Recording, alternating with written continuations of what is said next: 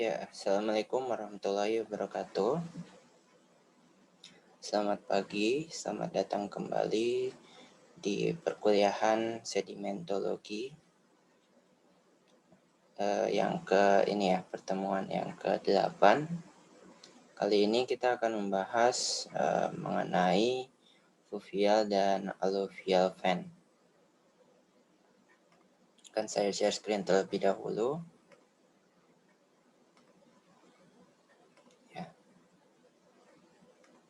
Ini adalah topik lanjutan minggu lalu.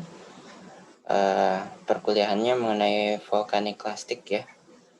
Nah, kemudian sekarang minggu ini akan dilanjutkan dengan fluvial dan alluvial fan depositional system. Ini adalah poin-poin yang akan kita bahas ya untuk perkuliahan kali ini. Yang pertama, pendahuluan. Kemudian dilanjutkan kita akan membahas braided river system, meandering river system, dan diakhiri dengan pembahasan mengenai alluvial fan system. Ya, yang pertama adalah fluvial system terlebih dahulu. Fluvial deposit ini biasanya dicirikan dengan porositas dan permeabilitas yang bagus ya.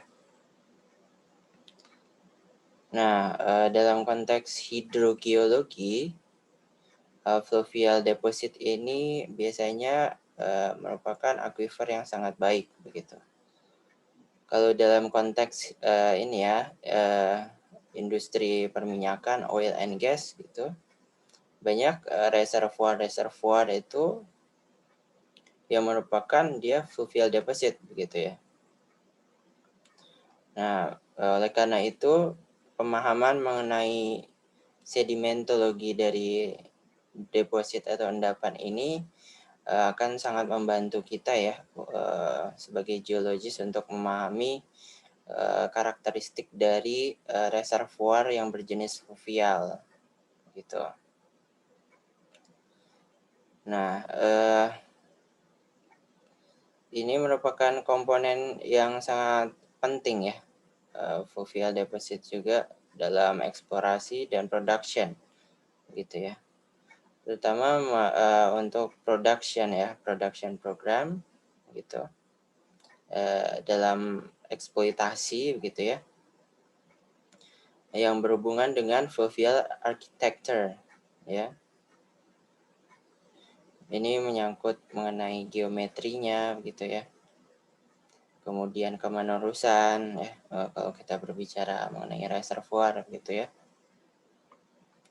Karena nanti akan kita lihat bahwa fluvial deposit ini mempunyai heterogeneity, internal heterogeneity gitu ya. Yang sebenarnya sangat kompleks gitu untuk fluvial deposit. Nah, tentunya ketika kita memahami mengenai sedimentologi dari endapan fluvial, harapannya adalah nanti dapat meningkatkan hydrocarbon recovery ya kalau kita dalam tahap eksploitasi gitu. Nah, ini sebagai overview saja mengenai Hillstorm diagrams ya atau Hillstorm curve gitu ya. Yang ini ya, kurva ini ingin memperlihatkan hubungan antara sedimen size ya, butiran sedimennya ukurannya dibandingkan dengan critical velocity gitu ya. Sebenarnya flow velocity itu dikontrol oleh grain size ya. Grain size sedimen yang tertransport gitu. Nah, ini kalau kita lihat ya dan bandingkan ya, misalkan ternyata di velocity, perbedaan velocity ini bagian dari erosion and transportnya gitu ya. Erosion and transport, kemudian ini bagian deposition gitu. Dan ini transportnya, transport in suspension, kemudian ini transport bed load-nya ya. Nah, kalau kita lihat ya, bahwa sebenarnya fine grains ini tererosi hanya pada high velocity saja begitu. Ini high velocity. Fine grain seperti misalkan clay dan silt ya, butuh velocity yang besar untuk dia mengerosi. Bisa tererosi, kemudian tentunya setelah tererosi dia akan tertransport begitu ya. Nah, tapi tentunya setelah dia tertransport untuk dia menjadi deposisi ya, dia butuh kecepatan yang sangat-sangat rendah gitu ya, yang sangat tenang ya, arus yang sangat-sangat tenang gitu untuk bisa mendeposisi atau mengendapkan clay dan silt begitu. Nah, kalau kita lihat ya bahwa ada wide range of velocity ya di fine grains itu ya. Kalau kita lihat ya, misalkan di silt gitu ya, antara dia kecepatan erosion kemudian kecepatan deposisinya ini sangat lebar sekali ya gapnya kecepatannya. Tapi kalau kita bandingkan dengan misalkan sand gitu ya, sand di sini gapnya itu sangat kecil ya, artinya dia tidak perlu perbedaan kecepatan yang besar untuk dia bisa mendeposisi begitu ya, setelah dia tererosi dan terdeposisi, dengan butuh kecepatan yang perubahan kecepatan atau penurunan kecepatan yang tidak begitu besar untuk dia terdeposisi gitu. Nah, kemudian ini ya, poin selanjutnya yaitu tentunya membutuhkan ini ya, velocity yang lebih besar ya untuk mengerosi daripada mentransportnya ya. Kita bisa lihat di sini ya, erosion itu ada di atas ya, lebih tinggi kecepatannya daripada transport ya, transport velocity untuk mentransport partikelnya tersebut, sedimen partikelnya tersebut. Nah, ini tadi kita sudah bahas, fine grain membutuhkan high velocity ya, higher velocity difference between di antara deposisi sama erosinya gitu. Kita bisa lihat ya, fine grain seperti clay atau silt, dia butuh kecepatan arus yang sangat besar gitu untuk mengerosi, kemudian dia juga untuk dia terdeposisi ya dari ketika dia tertransport dalam mode suspension, dia akan terdeposisi membutuhkan arus yang sangat tenang sekali begitu, sangat tenang sekali, bahkan harus mungkin tidak ada arus gitu ya untuk bisa dia terdeposisi begitu. Lain halnya dengan coarse grain tadi ya, bahwa dia ini ya relatif sama ya velocity-nya, di mana kecepatan deposisi dan kecepatan erosinya tidak terlalu besar gap-nya ya untuk dia bisa dari dari erosion kemudian tertransport ya, kemudian terdeposisi begitu ya. Nah, ini adalah fluvial style ya. Dalam fluvial system itu ada fluvial styles ya. Fluvial styles artinya dia memiliki beberapa tipe dari sungai tersebut ya. Mempertimbangkan ini straight atau lurus atau dia sinus channelnya begitu ya. Sinus dia akan melengkung gitu ya. Ada sinuosity-nya gitu ya. Sinuosity. Kemudian mempertimbangkan yang namanya depositional bars-nya. Depositional bars-nya. Ada atau tidak depositional bars-nya dalam sistem channel tersebut, sistem river tersebut. Kemudian yang ketiga adalah mempertimbangkan ini ya, banyaknya channel ya, yang dia mungkin terpisah-pisah begitu ya, terpisah-pisah. Nah, maka dari itu ini ya, Fluvial Styles itu terbagi utamanya menjadi ada 4 ya. Ada meandering, anastomos, braided, kemudian straight ya, atau lurus gitu. Meandering dia berkelok-kelok ya, berkelok-kelok. Kemudian untuk braided dia biasanya bercabang gitu ya, bercabang dia. Dicirikan biasanya ada bars ya, bars di tengah yang dinamakan mid channel bars di sini, mid channel bars. Sementara kalau misalkan meandering, biasanya barsnya itu ada di inner partnya gitu. Jadi dia tidak ada di tengah sebagai mid channel gitu ya. Nah, ini straight ya, straight kalau misalkan dia tidak punya sinuosity gitu. Nah, ini barsnya di sini ya, masih di pinggir-pinggir ya. Nah, ini anastomos. Nah, untuk perkuliahan kali ini kita akan membahas 2 yang utama saja Fluvial Styles-nya, yaitu meandering dan braided system gitu ya. Karena ini yang biasanya utama digunakan ya dalam eksplorasi hidrokarbon ya. Tipe-tipenya biasanya tidak jauh dari meandering style atau braided stream style begitu. Nah, ini perbandingan ya antara braided river dengan meandering river ya. Kalau kita lihat ini kalau dari profilnya ya, braided river itu biasanya dia lebih proksimal ya. Kalau kita ini bagian yang tererosi ya, material-material sedimen dari pegunungan ini tererosi. Nah, ini lebih proksimal, braided ini letaknya lebih proksimal daripada Meander River gitu ya. Meander River ini biasanya dia udah di late stage ya, late stage yang hubungannya nanti lebih dekat dengan lingkungan transisi ya, lingkungan transisi. Nah, ini kita akan membahas terlebih dahulu mengenai braided river system.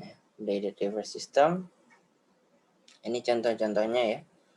Contoh-contohnya di gambar ini, dia dicirikan dengan sebuah channel yang bercabang ya. Kalau kita bisa lihat ya, di sini ya. Dari satu channel, kemudian dia memiliki cabang-cabang lainnya. Gitu ya. Nah, ini ya yang dinamakan dengan mid channel bar-nya. Mid channel bar-nya gitu ya. Ini. Nah, ini mid channel bar-nya.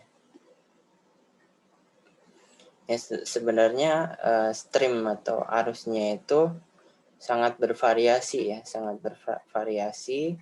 Kemudian tentunya material sedimennya juga gampang sekali tererosi ya, terutama di pinggiran-pinggirannya gitu. Nah, ketika dia ada high discharge ya, high discharge arusnya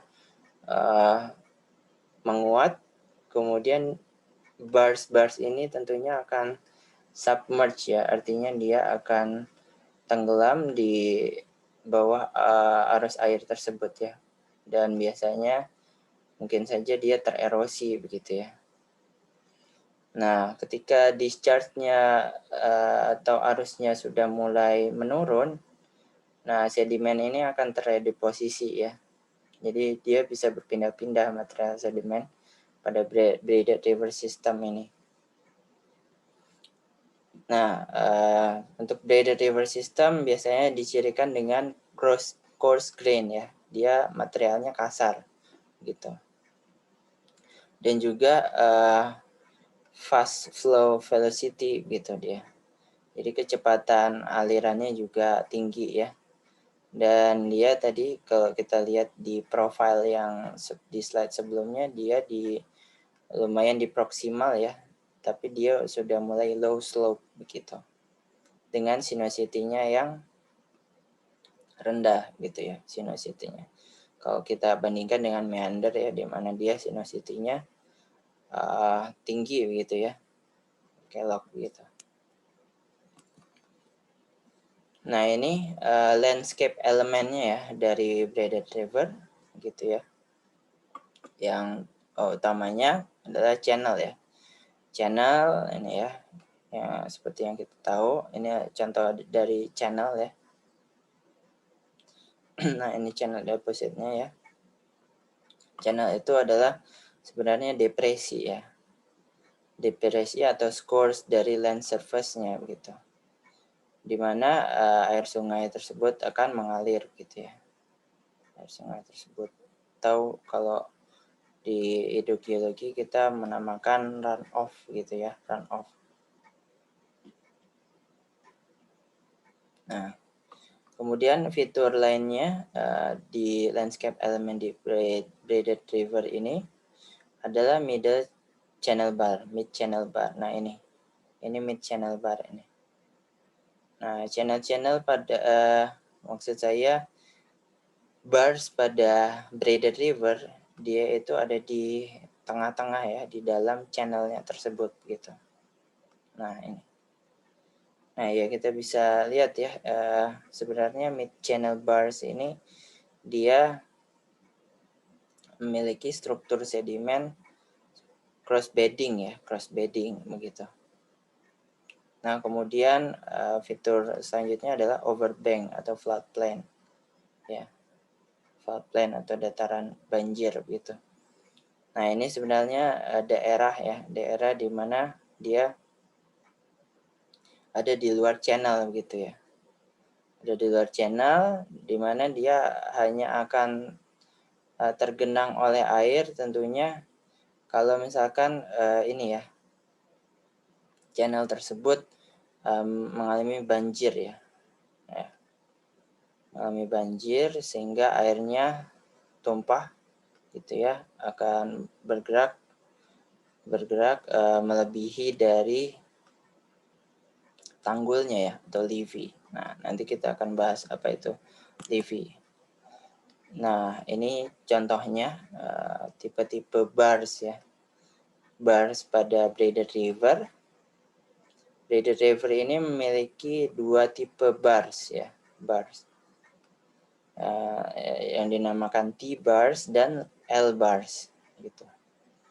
Kalau T-bars ini adalah transverse ya, transverse bars. Kalau L-bars adalah longitudinal bars. Kalau longitudinal bars itu biasanya dia low relief dan dia menunjukkan biasanya low angle cross stratification. Ya. Nah, bagaimana dengan sedimennya ya? Kalau dari sedimennya kita lihat L bars ini ya. Kalau kita lihat ini dia biasanya gravel gitu, gravel. L bars. Lain halnya dengan T bars atau transverse bars. Transverse bars dia higher relief, kemudian dia well defined cross stratification ya untuk struktur sedimennya. Dan kemudian kalau T-bars ini lebih ke coarse sand ya, jenis sedimennya coarse sand gitu.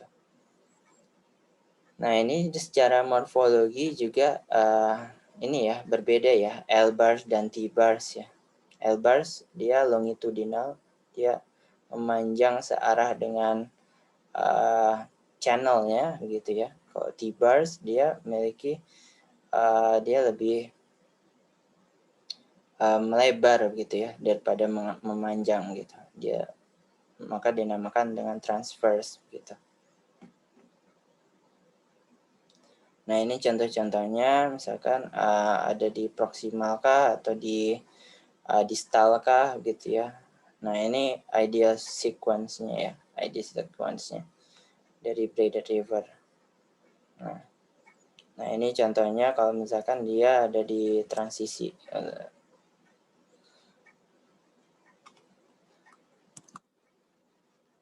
Nah untuk Braided River karena dia bisa mengalami migrasi ya, migrasi. Karena bars ini akan mengalami migrasi ya.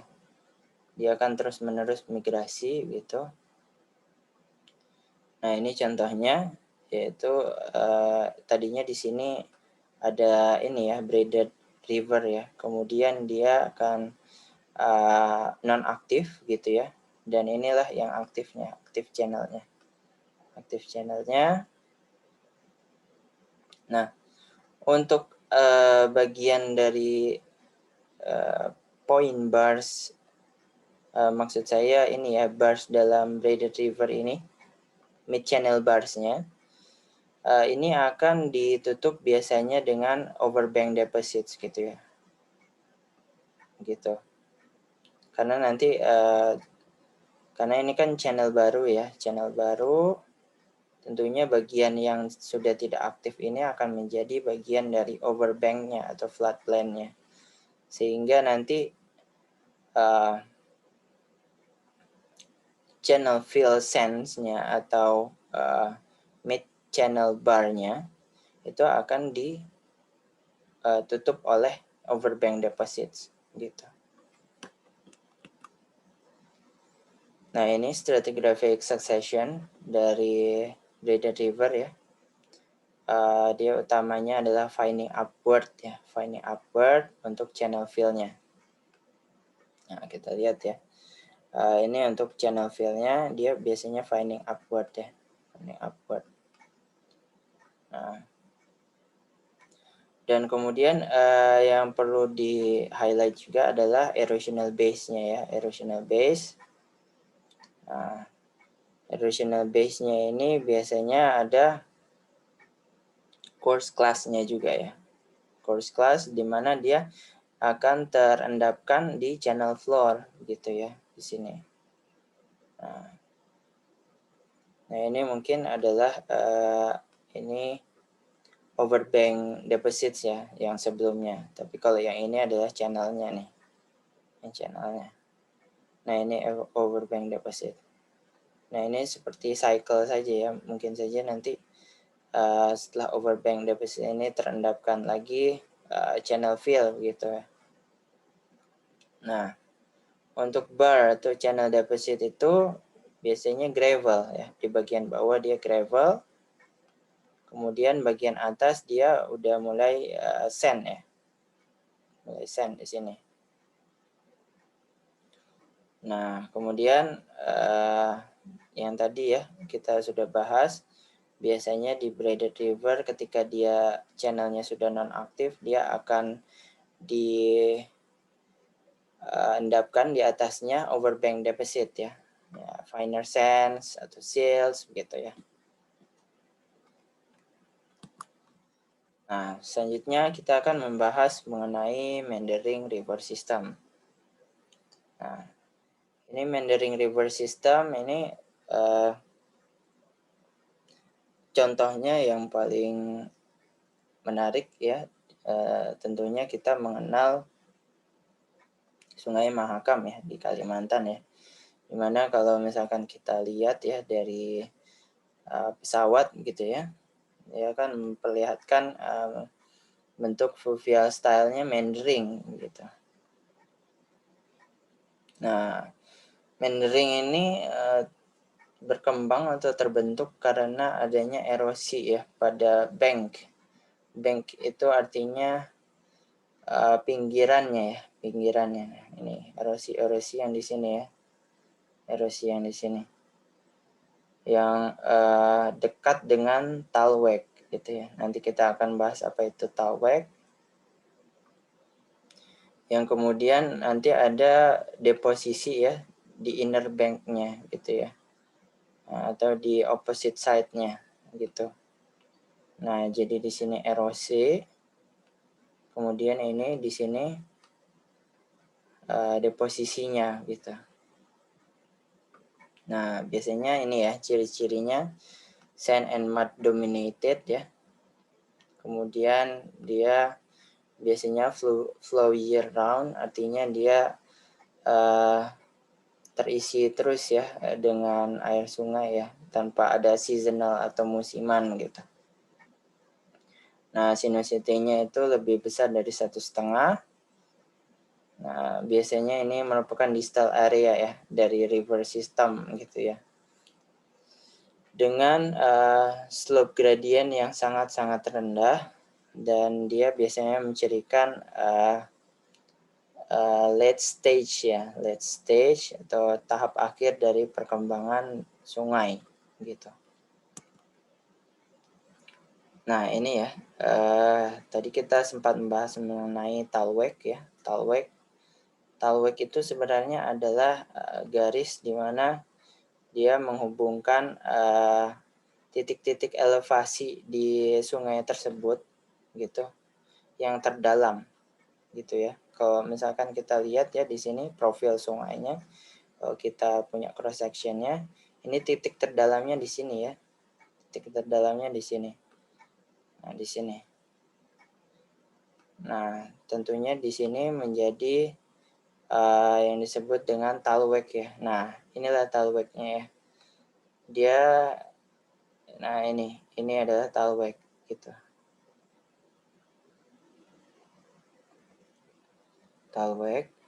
Nah, biasanya di bagian ini karena dia tererosi, tentunya bagian inilah yang paling dalam gitu, makanya dia disebut lowest elevation gitu ya, karena di bagian-bagian luar dari meander dia akan mengerosi gitu ya, arus yang ada akan mengerosi. Sementara kalau misalkan yang ada di dalam dari si meander, maka dia akan pada mode deposisi begitu ya. Nah, inilah yang nanti yang akan kita sebut dengan point bar gitu. Nah, ini pembentukan tanggul ya, Levis formation dan streamfall stage ya. Ya, secara sederhana bisa diperlihatkan dalam ini ya, skematik ini ya. Tentunya ketika dia ada flood ya atau banjir di mana airnya itu akan melebihi dari kapasitas dari si channel tersebut ya. Kapasitas channel tersebut misalkan tadinya di sini gitu ya. Kemudian karena dia airnya terjadi banjir ya, melebihi kapasitas si channel, airnya itu akan keluar kemudian keluar dari channel gitu ya, memasuki ke overbank ya atau floodplain. Nah, di sini nanti di bagian pinggir-pinggirnya gitu ya. Nah, ini akan terbentuk yang namanya levees gitu ya, tanggul ya. Nah, ini levees ini akan tumbuh ya. Levees ini akan tumbuh. Kalau misalkan volume air tadi ya bertambah terus, kemudian banjir lagi, ini akan tumbuh ya. Mungkin dari sini, kemudian begini ya. Nah, ini ya pembentukan dari levee gitu ya. Nah, ini ada beberapa istilah atau terminologi ya. Sebenarnya secara sederhana berbicara mengenai water level ya. Water level dalam channel tersebut ya. Kalau misalkan dia posisi dari water levelnya itu di bawah channel banks, nah ini channel banks ya atau levees ya.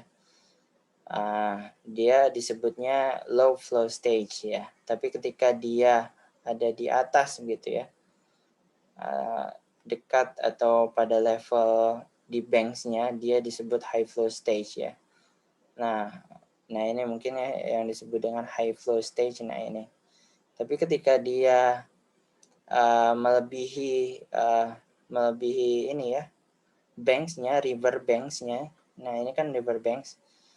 Nah nanti dia akan banjir keluar ya, yang disebut dengan river floods gitu atau overbank floods. Ini hanya terminologi saja ya. Nah ini landscape element di meandering river system lebih banyak ya ininya kita punya landscape element daripada kalau kita bandingkan dengan braided river system tadi gitu. Kalau tadi braided river system kita punya bars, mid channel bars ya. Tapi kalau di meandering river kita punya point bars ya. Point bars. Ini sebenarnya barangnya hampir sama, cuman posisinya yang berbeda ya. Istilahnya sedimennya sama, namun kalau point bars dia posisinya itu ada di internal architecture dari si meandering. Tapi kalau mid channel dia tentunya ada di tengah-tengah channel tersebut ya. Gitu. Nah, oke, kita akan bahas satu-satu terlebih dahulu.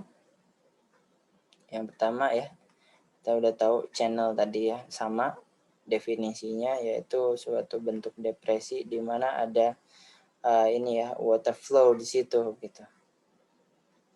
Kemudian ada overbank, sama saja tadi, bagian di luar dari channel ya, di luar dari channel di mana dia hanya akan ini ya, menerima air ya kalau ketika dia ada banjir ya, tadi pada ada river flood ya, river flood stage gitu. Kemudian kita punya point bars ya. Nah, point bars ini adalah suatu endapan di inner bank-nya. Inner bank atau pinggiran dalam dari si meander. Nah, ini pinggiran dalam dari meander, ini pinggiran luar ya. Pinggiran luar. Nah, pinggiran luar ini nanti kita akan bahas, namanya adalah cut banks ya, di slide selanjutnya. Nah, tadi kita udah bahas mengenai pembentukan levees atau tanggul ya. Levees atau tanggulnya, di mana dia sebenarnya adalah sedimen di pinggir ya, di pinggir dari si meander river ini.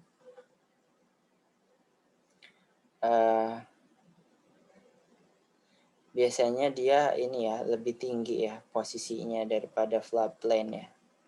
Ya tadi ya, kalau kita lihat dia tumbuh ya, ininya, tanggulnya ya. Dia bertumbuh karena tadi ada proses-proses ini ya, antara flooding gitu, kemudian dia normal lagi, kemudian flooding lagi gitu ya. Sehingga levees-nya ini tumbuh. Nah, ini selanjutnya adalah cut banks ya. Cut banks ini adalah bagian dari luar ya, luar dari pinggirannya. Nah, luar dari pinggiran. Nah, ini ya, active cut bank. Nah, ini. Nah, luar pinggiran.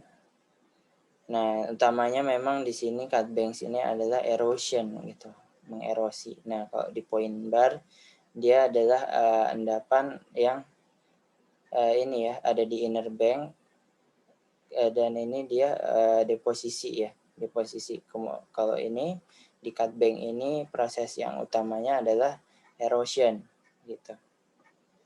Nah, ini oxbow lakes ya, mungkin sudah pernah mendengar ya di perkuliahan geomorfologi, di mana sebenarnya ini adalah suatu meander river gitu ya, bagian dari meander river yang ini ya tertinggal gitu ya, sudah tertinggal gitu karena ada perubahan aliran gitu ya, perubahan aliran.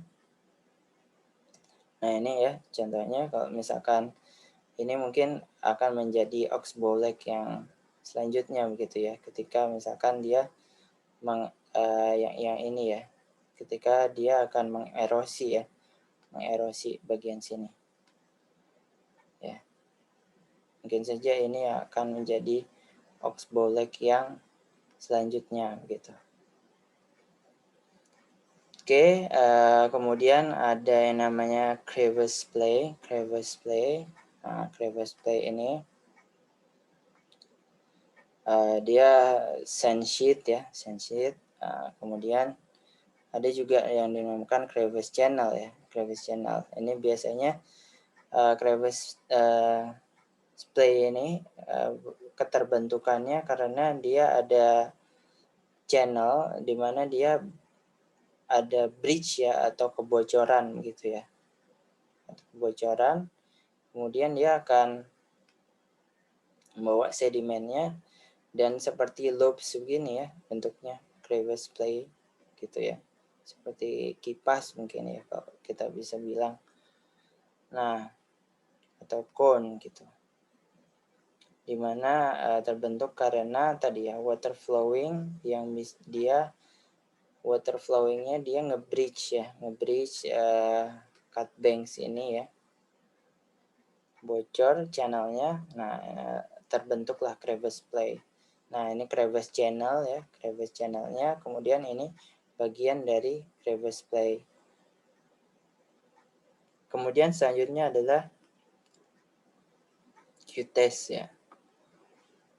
Nah, ini adalah minor channel ya, sebenarnya minor channel yang dia memotong point bar gitu. Nah, ini contohnya. Ini shoot channel. Nah, shoot channel.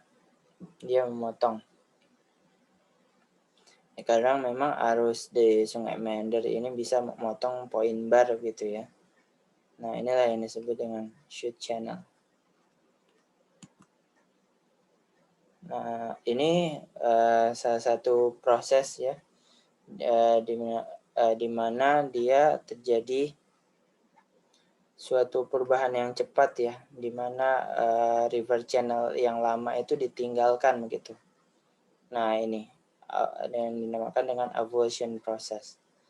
Ini bisa terjadi tidak hanya di river system saja, bisa di delta juga gitu ya. Nah, ini ya contohnya ya. Nah, ini tadinya ada Sungai Meander di sini, kemudian ada perubahan ya, perubahan arus gitu ya. Sini gitu. Oh ya, satu lagi yang perlu di highlight adalah untuk point bar ya. Point bar ini dia bisa mengalami yang namanya lateral accretion ya. Akresi lateral gitu ya. Dia bertumbuh gitu.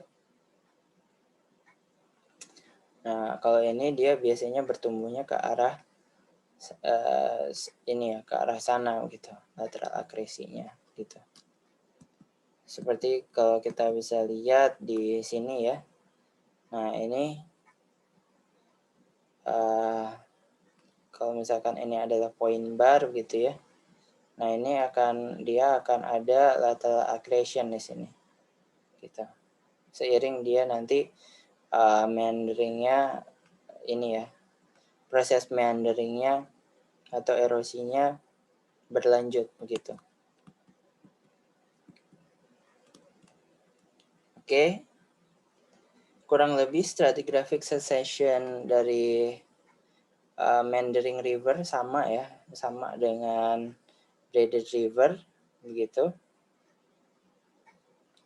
Nah, ini salah satu poinnya ya, point bar di mana dia biasanya depositnya itu finding upward ya, finding upward. Nah, kalau ini kita bisa lihat ya bahwa dia biasanya sand ya, sand medium ke coarse ya, medium coarse ya, medium coarse. Tapi polanya sama, finding upward. Kalau tadi di braided river dia lebih gravel gitu, gravel. Kalau di meandering river dia lebih sandy begitu, lebih sandy. Nah, biasanya tentunya ini ya, point bar ini akan diendapkan di atasnya overbank deposit begitu ya. Nah, ini.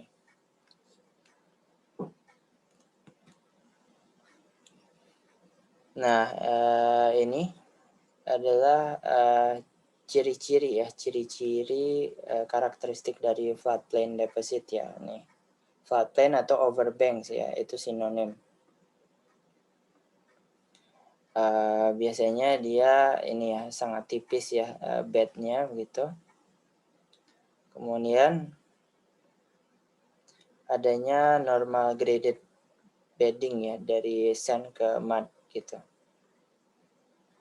Nah, kemudian ada ketika ada bukti bahwa ada rapid flow yang dicirikan dengan parallel lamination, dan kemudian ketika rapid flow tersebut sudah berkurang gitu ya kecepatannya, akan ada rapid deposition yang dicirikan dengan climbing ripple lamination ya. Nah, itu kemudian biasanya ini ya sekitar 10 hingga puluhan hingga ratusan meter gitu ya untuk ketebalannya gitu. Dan juga ini ya biasanya di flood biasanya ada erosion at the base of overbank sheet gitu. Mungkin ini ada beberapa ya, dan mungkin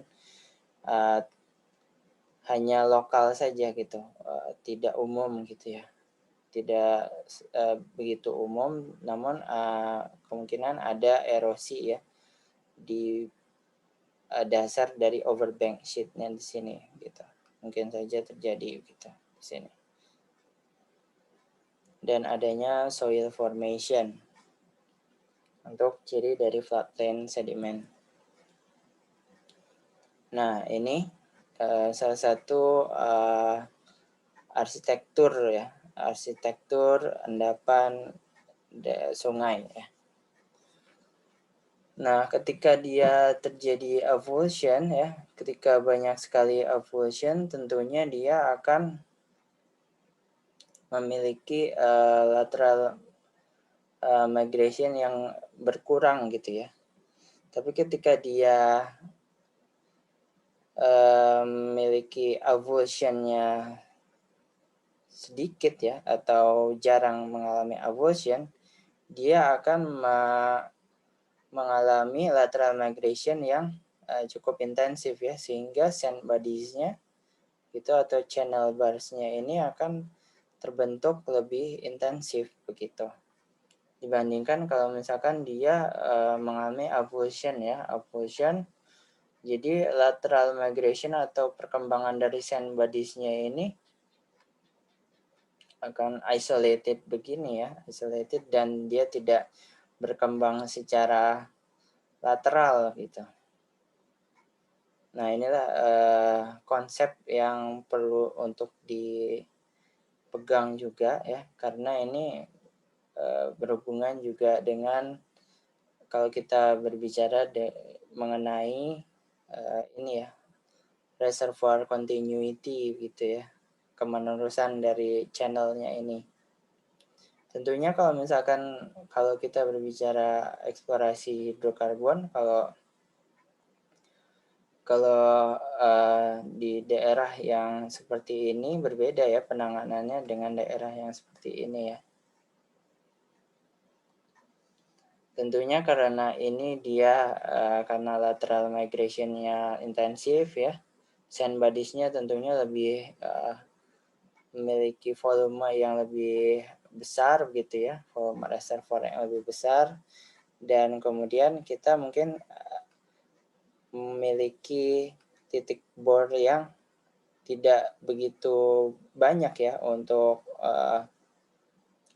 mengambil hidrokarbon ya, karena dia mungkin mempunyai hubungan dengan ininya ya, sand bodies yang lain gitu ya. Nah, kita lihat di sini kalau kita memiliki well di sini gitu ya. Nah, mungkin kita ada well di sini juga gitu ya. Tapi kalau misalkan di sini mungkin karena dia agak terpisah-pisah gitu ya. Tentunya kita akan harus memiliki well yang lebih banyak ya. Well yang lebih banyak daripada kalau tipenya adalah memiliki avulsi yang lebih jarang gitu ya, less frequent avulsion gitu. Nah, ini salah satu contohnya ya, betapa kompleksnya ya, betapa kompleks fluvial system ya dalam eksplorasi hidrokarbon ini ya. Karena kita ini menyangkut mengenai heterogeneity ya. Heterogeneity dalam internal architecture dari reservoir fluvial. Nah, ini yang tadi kita sudah bahas sedikit mengenai lateral accretion pada point bar ya di meandering system gitu. Nah, ini ya. Nah, dia akan bertumbuh ya. Ada akresi lateral ya ke arah ininya, ke arah outer banks-nya begitu ya. Outer banks-nya. Dan kemudian biasanya dia akan diisi oleh clay plugs gitu atau mud plugs ya. Ini salah satu contohnya yang digambar di kanan ini. Ini ininya ya, outcropnya ya. Kita bisa lihat ini ada lateral accretion ya, yang sangat jelas sekali gitu ya. Ada lateral accretion di sini. Kemudian dia akan biasanya diisi oleh clay plugs ya. Nah ini contohnya. Nah ini ya, ini lateral accretion ya. Ini lateral accretionnya di sini ya. Kemudian ada mudstone di sini ya sebagai clay plugsnya. Nah, kemudian ada point barsnya lagi ya di sini. Point barsnya. Gitu. Nah ini contohnya yang lain, di mana ketika kita ingin mengidentifikasi adanya point bar ya, biasanya kita mencari surface-nya, first surface dari lateral akresinya gitu. Nah, biasanya dia dipping-nya ke arah apex-nya, apex dari si meandernya tersebut. Nah, kok ini terlihat sekali ya, terlihat sekali. Artinya apex-nya ke arah sana begitu. Nah, ini contohnya lagi. Ini ya. Misalkan ini kita bisa lihat ya, ininya lateral akresinya gitu, lateral akresinya. Nah ini membandingkan analog di sedimen recent ya, meandering river di recent dengan yang ada di outcrop ya, ini point bar. Nah ini di Alabama, kalau yang ini di Alberta begitu ya. Nah ini point barnya gitu.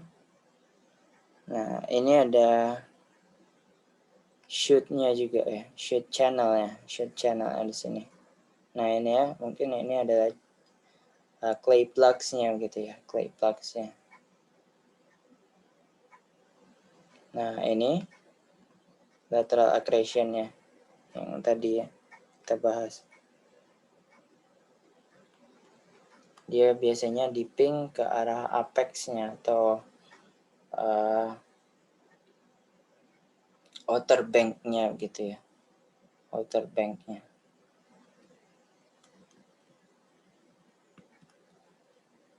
Nah ini contohnya dari ancient fluvial deposit ya, sama. Nah, ini ada clay plugs-nya juga ya.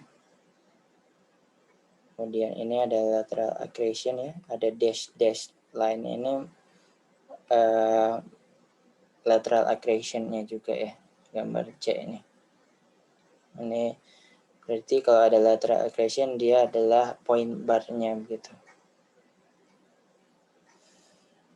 Nah ini contoh-contoh lainnya ya.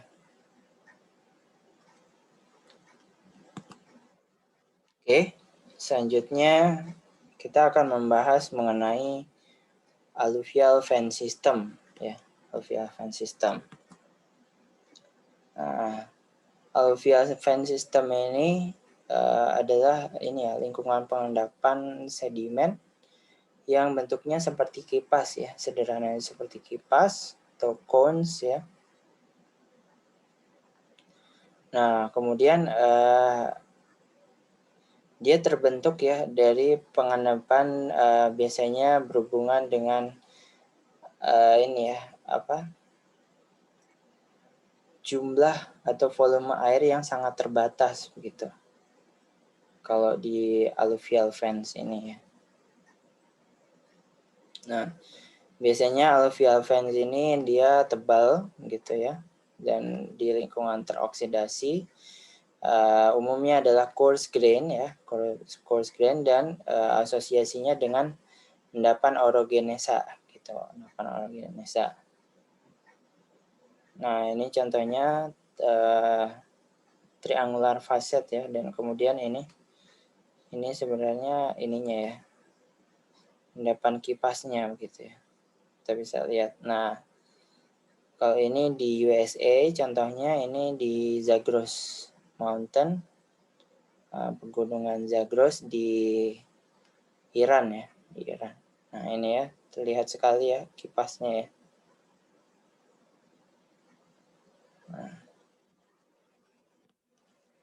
Nah, ini pengendapan dari alluvial fan ini biasanya tergantung dengan ini ya, ketersediaan dari medianya yaitu air, kemudian dari tipe-tipe sedimennya, dan juga dari kemiringan lerengnya gitu. Nah, ini landscape utama ya, elemen landscape utama dari alluvial fan gitu ya. Nah, kalau alluvial fan dia biasanya memiliki feeder canyon ya. Ini adalah feeder canyon atau bisa juga disebut dengan feeder channel ya. Feeder channel. Nah, material-material yang tererosi ini akan dari pegunungan ini ya, tererosi gitu ya, akan masuk ke dalam feeder channel ini. Feeder channel kemudian nanti akan diteruskan ya. Nah, mengapa bentuknya seperti kipas ini? Tentunya karena dari dia posisinya ini ya pada confine area gitu ya. Confine area, kemudian dia muncul di area yang sangat terbuka sehingga nanti sedimennya akan menyebar dengan cepat ya dan luas begitu. Nah, ini sebenarnya bisa dipraktekkan atau diilustrasikan di percobaan biasa di lab gitu ya, di mana ada sedimen di sini di feeder channel, kemudian ketika dia sudah ada di satu titik yang terhubung dengan area yang lebih terbuka, maka dia akan membentuk morfologi seperti kipas ini gitu. Nah, kemudian ada yang dinamakan dengan fan apex ya. Nah, ini fan apex. Ini warna merah ya tadi ya di sini. Fan apex ini sebenarnya adalah titik tertinggi atau titik yang paling proksimal ya, paling hulu lah gitu. Di mana dia sebenarnya dekat dengan feeder canyonnya ya, feeder canyon ini. Ini penyuplainya ya, feeder canyon itu bisa dibilang penyuplai sedimennya gitu ya, channel penyuplai sedimennya gitu. Nah, kemudian ada yang dinamakan dengan vent2 ya, vent2 berarti dia lebih distal posisinya gitu, lebih distal. Nah, biasanya fan deposit ini lebih tebal ya pada apexnya, fan apexnya di sini.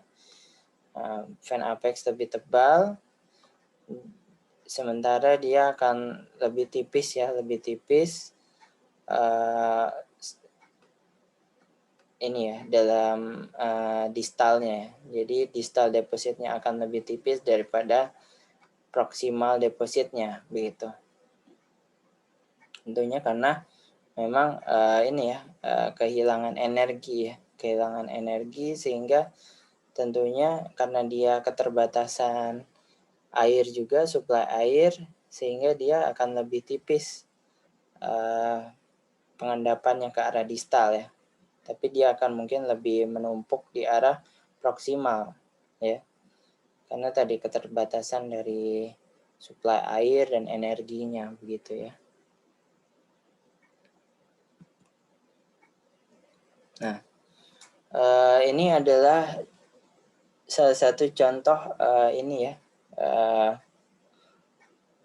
alluvial fan. Alluvial fan tipenya adalah debris flow fan ya. Debris flow fan. Nah, kalau debris flow fan ini dia tentunya berhubungan dengan aliran debris ya, di mana dia biasanya high density ya. High density dan high viscosity gitu ya. Artinya kalau misalkan kita high density, dia punya material sedimen yang volumenya sangat besar begitu ya. Dan viscose, dia lebih kental gitu. Artinya tentunya dia punya quantity atau kuantitas air yang sangat terbatas ya. Nah, untuk tipe debris flow fan ini gitu. Nah, ini contohnya ya di gambar kanan, debris flow fan. Nah, ini untuk tipe-tipe deposit dari debris flow fan deposit ya. Biasanya dia dicirikan dengan konglomerat ya, konglomerat yang dia matrix supported fabric ya. Ya, ini ya di gambar kiri ini ya, stratigraphic succession-nya ya. Kalau kita lihat memang ini gravel semua ya, gravel semua. Mungkin ada lapisan-lapisan tipis ya, lapisan tipis dari ini kalau kita lihat clay gitu ya. Nah, kemudian dia very poorly sorted ya, sortasinya sangat buruk sekali ya kalau di debris flow. Nah, mungkin saja ada ini ya, alignment paralel. Dia ada menunjukkan kelurusan-kelurusan ya, yang paralel dengan flow-nya begitu. Jadi mungkin artinya adalah kelurusan dari ini ya, kelasnya gitu. Kelas artinya butirannya gitu ya. Atau mungkin saja dia structureless. Nah, dia bisa ini ya, dari puluhan sentimeter depositnya ke hingga beberapa meter gitu ya. Dan ini struktur sedimennya ya, dia bisa ada reverse graded bedding gitu.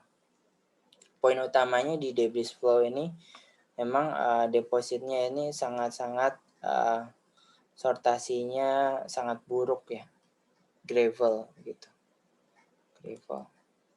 Nah, ini berbeda dengan tipe alluvial fan yang selanjutnya dinamakan sheet flow fans gitu ya. Sheet flow fans ini memiliki jumlah volume air yang lebih banyak begitu ya. Yang misalkan dia berhubungan dengan rainstorm ya. Rainstorm. Nah, ini ya contohnya.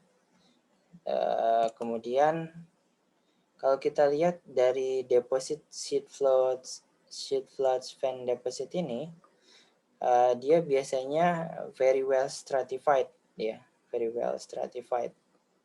Dan dia memiliki imbrikasi ya dari kelasnya gitu. Maupun dia punya cross stratifikasi struktur sedimennya. Nah, untuk sortasinya ini lebih baik ya, lebih baik dari yang tadi, yang debris flow. Dia moderately sorted ya. dan dia biasanya memperlihatkan normal grading gitu. Nah, ini ya kalau kita bisa lihat ya, ini adalah perselingan ya sebenarnya. Perselingan antara gravel ya, gravel yang cukup tebal gitu dengan sand gitu. Jadi sheet flood ini biasanya berhubungan dengan perselingan antara gravel dan sand gitu. Nah, ini adalah tipe ketiga ya, stream channel fan ya. Stream channel fan ini erat kaitannya dengan braided river gitu ya. Kalau kita lihat di sini ya, memang kelihatan seperti braided river ya, karena memang stream channel fan ini biasanya berasosiasi dengan braided river gitu ya. Nah, biasanya struktur yang bisa kita amati ya adalah cut and fill structures begitu kalau di stream channel fan ini.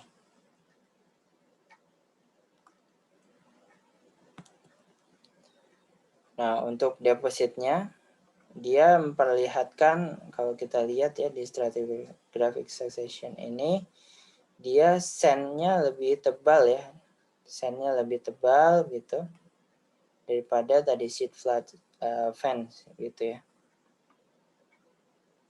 Dia gravel to sand deposit gitu. Nah, ini juga sandstone-nya ya lebih tebal dan juga dia lebih sering ya, lebih banyak sand-nya gitu. Lapisannya lebih tebal dan lebih sering muncul gitu. Nah, ini dia akan memperlihatkan finding upward succession gitu ya. Finding upward succession ya. Kita bisa lihat di gravelnya. Dan juga ada cross bedded gitu. Nah, ini perbedaannya. Ini dari box 2006 ya. Yang tadi kita sudah bahas bahwa debris flow deposit ini dia harusnya high density dan high viscosity gitu ya. Dan secara geometri dia seperti low bed ya ini ya. Kalau kita lihat di sini. Bentuknya seperti low bed begini ya. Tipe-tipe deposit dari debris flow. Nah, kemudian dia well-defined margins ya, well-defined margins, dan dia mampu mentransport juga boulders ya, ukurannya yang boulders lebih besar. Sheet flood deposits, dia tadi kita lihat depositnya itu lebih sandy ya, lebih pasiran dia, lebih pasiran, karena memang dia volume airnya lebih banyak ya kalau dibandingkan dengan debris flow deposit gitu. Nah, oke. Nah, ini referensi yang lainnya ya. Kalau kita punya cross section pada alluvial fans kita gitu ya, yang tadi kita lihat di proximal setting ya. Kalau tadi bahasanya adalah apex ya. Nah, ini proximal settings. Dia biasanya di sini ya. Nah, ini proximal, kemudian ada mid fan, ini ada distal. Ini ada model dari Stell and Glopen 1980 untuk alluvial fan deposit. Biasanya kalau di proximal dia biasanya gravel ya, very coarse grain ya. Dan kemudian juga angular atau sampai sub-rounded ya. Kalau kita bisa lihat di sini ya, lebih menyudut ya, menyudut. Nah, dia conglomerates ya, tetap conglomerates, tapi dia matrix supported atau juga bisa sih class supported fabrics juga gitu. Tapi utamanya adalah matrix supported ya kalau di proximal. Nah, ini dia hubungannya dengan debris flow deposit ya, debris flow deposit gitu. Jadi di proximal dia debris flow. Nah, kemudian karena dia debris flow tadi kita lihat dia poorly sorted ya. poorly sorted, kemudian dia biasanya lebih matrix supported atau matrix supported gitu. Oke, kita akan lihat perbandingannya dengan yang distal settings ya. Distal settings, ternyata kalau kita lihat dia lebih sandy ya, lebih sandy atau lebih pasiran, dan kemudian sortasinya lebih baik begitu kalau dibandingkan dengan proximal tadi. Nah, ini untuk model dari Stahl and Glopen. Kalau di Stahl dia sandstone-nya yang mendominasi ya. Walaupun tadi kalau kita lihat di model dari stratigraphic succession dari Nichols ya, sebenarnya masih ada gravelnya ya yang mendominasi ya. Kalau kita bisa lihat nih, kalau tadi di sheet flood fan deposit ya, ini gravelnya masih mendominasi ya. Nah, tapi kalau tadi kita lihat di Stahl and Glopen untuk distal setting, dia modelnya sandstone-nya yang lebih mendominasi dengan lapisan-lapisan tipis dari gravel gitu di channelnya ya. Kemungkinan ada mudstone-nya juga gitu ya. Nah, biasanya dia berasosiasi dengan braided channels ya. Braided channels. Nah, ini ya. Dia biasanya sheet flows ya. Makanya dia kalau di style settings berhubungan dengan tadi sheet flow deposit begitu.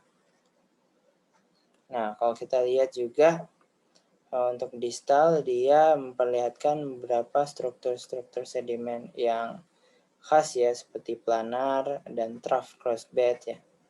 Kemudian di sini juga ada trough crossbed-nya juga. Nah, sementara kalau di bagian proximal dia lebih ke arah massive gravel gitu ya. Oke, ini contohnya, contoh dari ancient alluvial fan ya.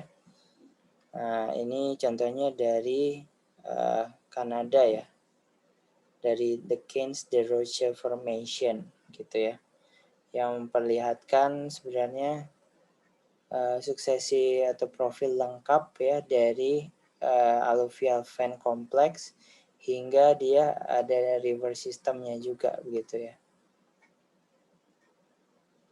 Nah, tentunya kalau alluvial fan dia bisa saja berhubungan dengan tektonik ya, adanya fault begitu ya, yang mengakibatkan ada bagian yang lebih turun ya, makanya ada bagian timbul atau berkembang alluvial fan kompleksnya gitu. Oke, ini kesimpulannya atau ringkasannya ya mengenai karakteristik dari fluvial dan alluvial fan deposit. Nah, untuk litologinya bisa kita lihat tadi utamanya kita ngelihat konglomerat ya, sandstone kemudian mudstone gitu.